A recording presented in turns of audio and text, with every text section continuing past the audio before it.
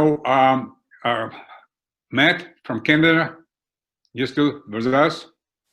Yes, absolutely. Okay, we need some positive stuff. I'll see if I can oblige. Well, I wanted to just touch on a couple of the ideas that were brought up in the course of the discussion so far, especially on the issue of science as history, or the need for historians to think scientifically. And I couldn't agree more with that, but with a caveat. I pulled up a quote that I love by Max Planck towards the end of his life in the Philosophy of Physics in 1935, where he writes about the philosophy of physics. And I just want to read this, and then one short quote by Paul Robeson. Planck, he made the point that science cannot solve the ultimate mystery of nature. And that is because in the last analysis, we ourselves are part of nature, and therefore part of the mystery that we are trying to solve. Music and art are, to an extent, also attempts to solve, or at least to express, that mystery. But to my mind, the more we progress with either, the more we are brought into harmony with all of nature itself. And that is one of the great services of science to the individual. And I love that because it's not coming from anybody. This is Max Planck, who did revolutionize our idea of the quantum. He gave birth to the sets of ideas that he brought into being, completely transformed the potential between man, the material world that we live in, our ability to support life, to create and harness the power of the atom. But he was also a musician. He was a classical pianist. And he, as well as Einstein, his friend, would make the point that whenever they would be blocked with the deductive inductive reasoning that had an absolute wall of limitation beyond which the discovery resided, they would go to their violin and their piano and they would play Mozart. And there was a nonlinear spiritual quality to this that allowed them to revisit their formulas with a new, fresh spirit and mind that allowed them to make discoveries. And I think that that's very important when looking especially at the categories of ideas, the sets of ideas that shape history, because history really is the application of ideas for good or for bad that benefit or hurt human potential. Unfortunately, history has been played out in somewhat unnecessarily tragic ways up until now, and tragedy is the other aspect of art. Paul Robeson, who also played Othello in Shakespeare's Othello, was a great baritone singer, a political activist who gave birth to a process in America that later arose with the civil rights movement. He was an ally of Henry Wallace, and he was a great defender of the idea of the International New Deal that Wallace fought for in 1948 for his presidential campaign. Paul Robeson campaigned valiantly with Wallace for friendship with Russia, with China, but to internationalize the New Deal experience of state credit directed through the Reconstruction Finance Corporation of America that transformed America through the Tennessee Valley Authority, the electrification, the hydroelectric dams, but to do it for Africa, for the world that wanted to gain independence. And Robeson said, following off of Planck in many ways, that every artist, every scientist, every writer must decide now where he stands. The artist must take sides. He must elect to fight for freedom or for slavery. I have made my choice. And of course, he was saying this in 1937 in Franco's Spain. There's a whole story there, but I think the point is that we have to think about creativity. Solution orientation is all about creativity, because the solutions are not always within the fixed frame of reference points of the world that we live in, which is why for the last little bit of my offering, I'd like to just say a little something about the two points of, I think, conjunction that could offer a lot of solutions and new reference points currently for solving a lot of the world's problems. Involve the discussion on space exploration, space collaboration, as well as Arctic development. Currently, the USA on May 15th just released the Artemis Accords, dealing with how the Moon, Mars, and other planetary bodies would be dealt with cooperatively. A lot can be said on this, but I think that the following day we had a representative from Roscosmos, Sergei Savelyev, the Director General of Roscosmos for International Cooperation, saying that they were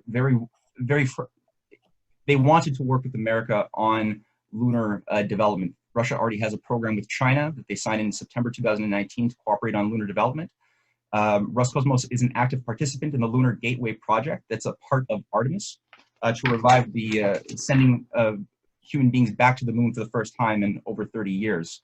There's a broader discussion around asteroid defense and a lot more that's been going on. Donald Trump on April 6th put out his executive order. He's gotten a lot of flack for it, calling for the acceleration of lunar development, Mars development, and asteroid development, which in and of itself is not super interesting. But the fact that only 3 days later, there was the first of 3 calls between President Trump and President Putin, which incorporated not only COVID cooperation, but also space cooperation. This is more important than I think people realize, because space is outside of the domain of the fixed domain of geopolitics on the Earth. And the question is always, is space going to be something that will be a domain for militarization, or will it be a domain for cooperation? This is one of the domains for cooperation that John F. Kennedy called for on September 20th, 1963, for a US-Russia joint moon mission, which was not accepted based on the fact that 3 weeks later he was dead and a new policy was infused into US policy doctrine. Ronald Reagan made this call in 1983 for US joint collaboration with the Soviet Union around the Strategic Defense Initiative. That was very different from what George Bush Sr. tried to turn it into later on as a unipolar missile shield.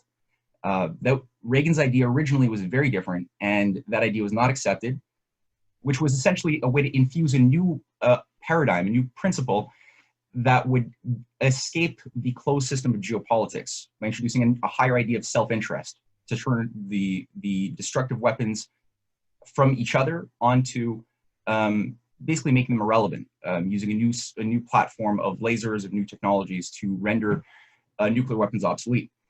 Rogozin has, the head of Roscosmos, revived that idea in 2011, calling for a strategic defense of Earth policy for US-Russia cooperation on asteroid defense. Bridenstine, the head of NASA, and Rogozin are good friends, and both have discussed very, very seriously a policy to do this.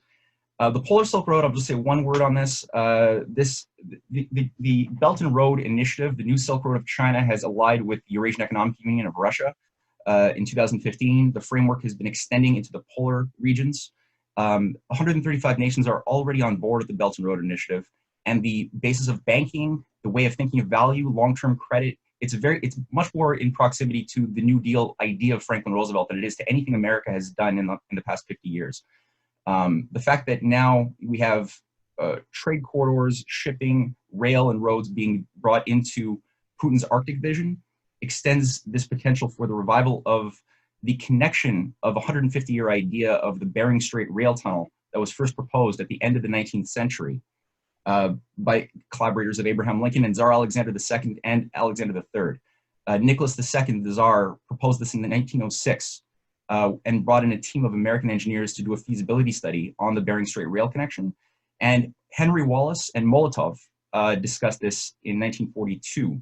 And Molotov made the point in his discussion with Wallace that they would see this in their lifetime. Of course, again, history unfolded in a different way.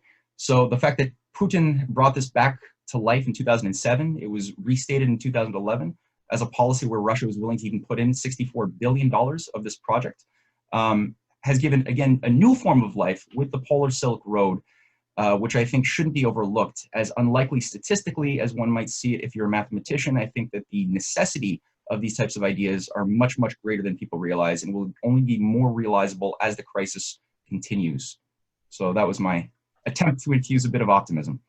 Great. Well, it's very exciting ideas. Actually, some of them were mentioned because we have like what you call annual US-Russia Forum on Capitol Hill, and some of those ideas we kept mentioning, but so far no progress. Maybe now it's a time.